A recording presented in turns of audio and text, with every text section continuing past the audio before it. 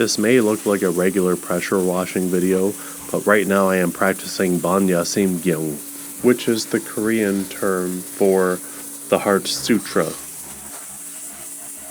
At its core, it's about washing away the old weathering and cleansing the heart and soul to make room for a fresh start. For me, this is very significant because I was adopted into a white family as a full-blooded Cree Native American baby. And honestly, I only ever knew mom and dad as mom and dad, even though they were white. I always loved them, and I always will.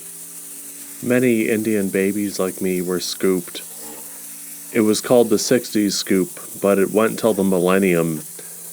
What it means is there were birth alerts put on our mothers, and when they gave birth, social workers would show up with police officers and take us from our families. But school was very difficult for me. I really realized this in grade 9, my first year of high school. It was homeroom math class, and I remember, I'm not going to name him, but he said to me, "Why don't you go back to whatever country you came from?" Or, "Why don't you go back to wherever you came from?" And I said, "Canada is my country." And he laughed, and he said, "No, it's not," and he was shaking his head.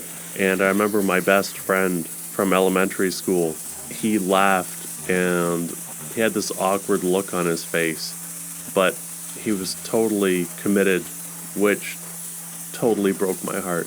I remember after he said that and nobody defended me, which I wouldn't even really expect anyway, I looked over to my homeroom teacher, Miss McCann, and she just had this idiotic smile on her face.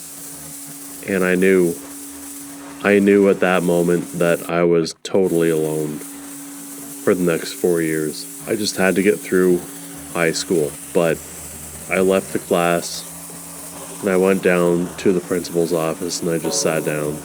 I never actually reported any of this, but for years I reflected on it.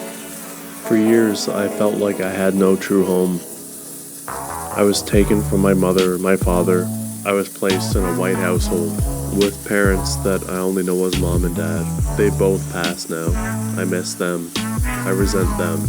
I love them. But I'm so glad that I'm here in Osaka with neighbors that just see me as another man. They don't see me as that Indian boy.